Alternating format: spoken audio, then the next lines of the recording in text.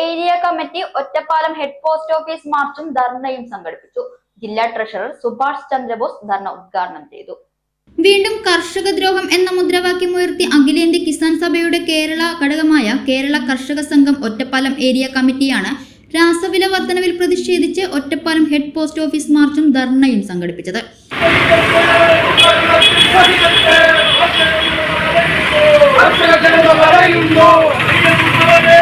Ottapalam post ഓഫീസിന് മുന്നിൽ area secretary P Babu സ്വാഗതം പറഞ്ഞ ധർണ സമരം കർഷക സംഘം ഏരിയ വൈസ് പ്രസിഡന്റ് വാമനന്റെ അധ്യക്ഷതയിൽ ജില്ലാ ട്രഷറർ സുഭാഷ് ചന്ദ്രബോസ് ഉദ്ഘാടനം ചെയ്തു.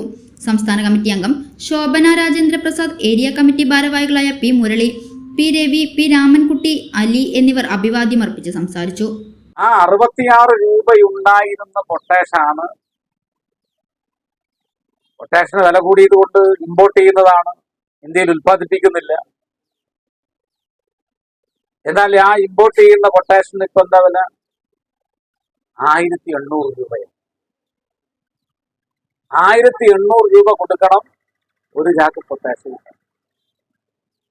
133 രൂപയുണ്ടായിരുന്ന കോംപ്ലക്സിന്റെ വില, 20 സാക്ടംബോസിന്റെ വില, അത് സഹകരണ രംഗത്തെ ഇഫ്കോ എന്ന് പറയുന്ന സ്ഥാപനത്തിന്റെ വിലയും കേന്ദ്ര പൊതുമേഖലാ സ്ഥാപനമായിട്ടുള്ള FACTയുടെ രാസവളത്തിന്റെയും ഫാക്ടംബോസിന്റെയും വില 1425 രൂപയാണ്.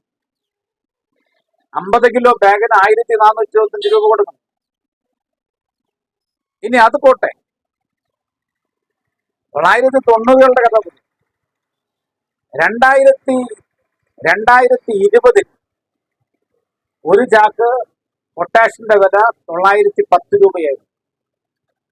അതാണ് 1800 രൂപയായി. 2020 നരേന്ദ്രമോദിയല്ലേ? 2020 ഒരു ചാക്ക് 20 കോംപ്ലക്സിന്റെ വില 1000 രൂപയായി. അതാണ് 1425 രൂപയായി.